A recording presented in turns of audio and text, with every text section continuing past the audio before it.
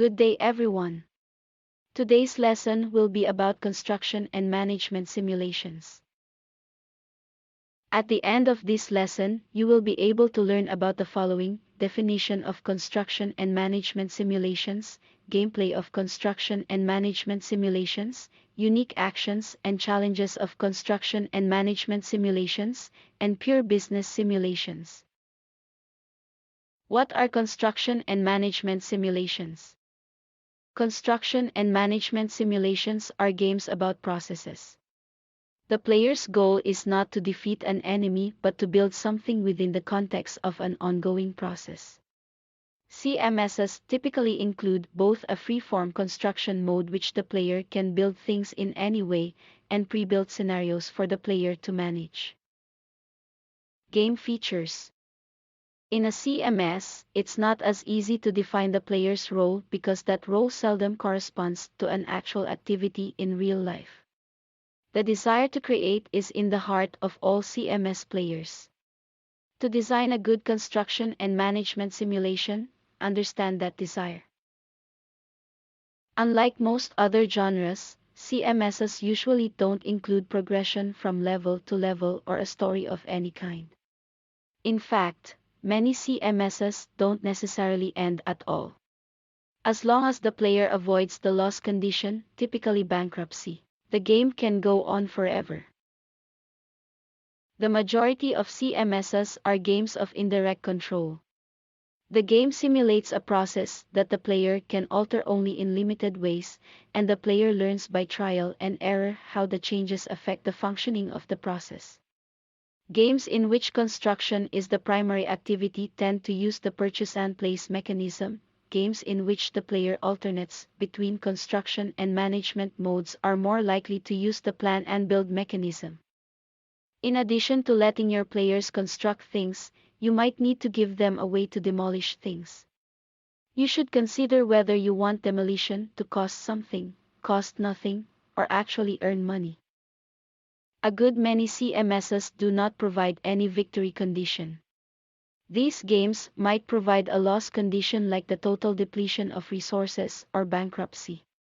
If you do want to define a victory condition, it's best to do it in the context of a predefined scenario that you have created for the player rather than a free-form construction mode. CMSs are almost always single-player games. It's possible to make them into multiplayer competitions, but competition discourages the kind of creative experimentation that CMSs are designed to support. One major exception is in hybrid games, those that have a military element as well as construction and management elements. Many CMSs simulate the behavior of a group of people within an environment managed by the player. However, you might want to simulate the actions of particular individuals that the player can see moving around. You will need to create a behavioral model and determine what aspects of the individual's condition the player will be trying to optimize. Modeling individuals relieves you of the job of creating a statistical model because the behavior of the individuals collectively provides the statistics, but balancing such a game is a more intricate task. Mind reading lets the player know what's on that individual's mind, pop up an icon or even a whole dialog box showing the character's internal state, current goal, degree of happiness, or whatever data might be useful to the player. This lets the player get a quick, rough sense of how the people feel without having to turn to a chart or a graph.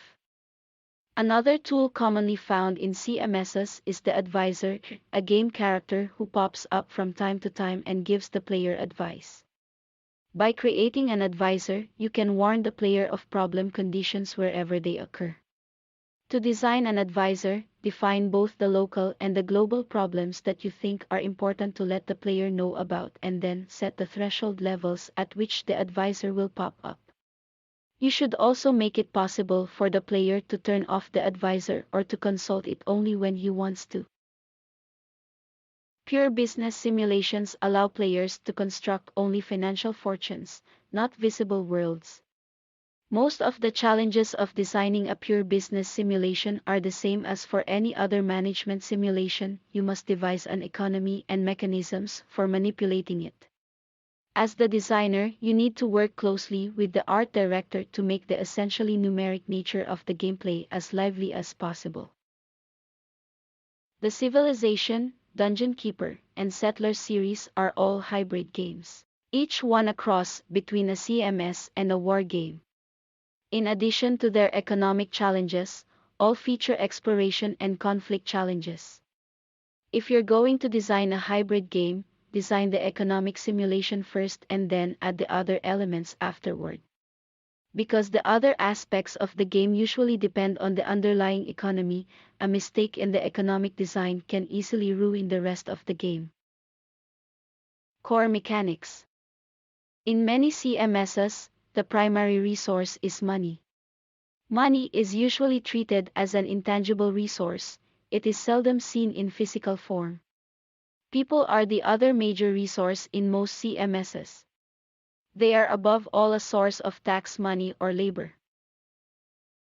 Construction is a conversion activity that changes labor, money, and materials into buildings. Although it drains money, the player can see immediately what they get in return. It's an investment because the constructed object does something useful in the economy. A drain is a feature that takes a resource out of the game for good. Decay is the usual drain in construction and management simulations. Buildings or other entities wear out and have to be replaced, which costs money. Maintenance annoys some players, who would rather buy something once and never have to worry about it again. However, maintenance is an important game balancing tool. It drains resources and prevents the player from building profits endlessly. You may want to give the player the power to turn off or adjust the level of automatically managed maintenance so that they can make use of the money for something else that they need in a hurry. For a more dramatic effect that forces the player to act, you can include disasters. If the player does not take action to repair the damage, which costs money, the economy suffers through the destruction of buildings and through the loss of needed infrastructure such as roads and electrical lines. The game world. CMSs take place in a simulated physical space, usually an outdoor world viewed from an aerial perspective in which the players can construct buildings or other objects. CMSs are often set in 2D or 2.5D worlds, even if they're actually implemented with a 3D engine.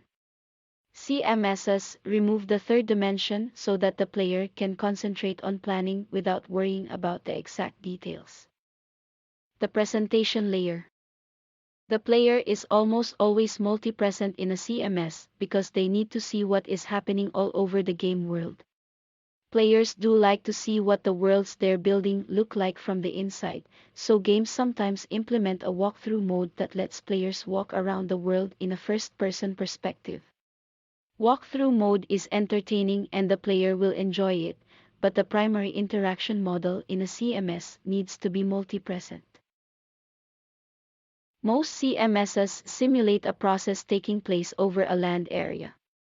Modern CMSs use 3D environments that players can zoom in and out and move the camera freely, which lets them see a broad overview most of the time, then focus on a local problem when one arises. It is useful to divide the space into layers to make it easier for the player to navigate around the game world.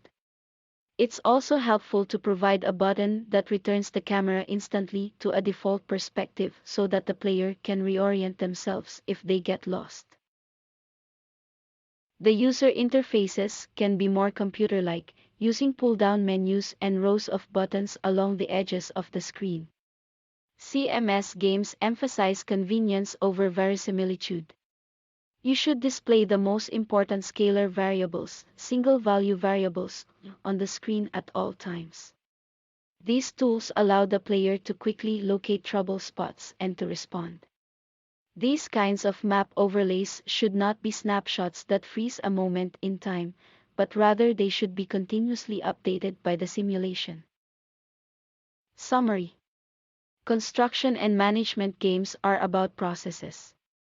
They fulfill a desire to create and manage a world, and you should make sure to give the player plenty of tools to do it with. Economics plays a primary role in the game mechanics, and if you spend time making a solid economic system, you will find the remainder of the game easier to create. You must consider how the player controls the processes in your game and how they come to understand the current situation through the user interface. The material used for this lesson was taken from Chapter 18 of the book Fundamentals of Game Design, 2nd edition, by Ernest Adams. Thanks for listening.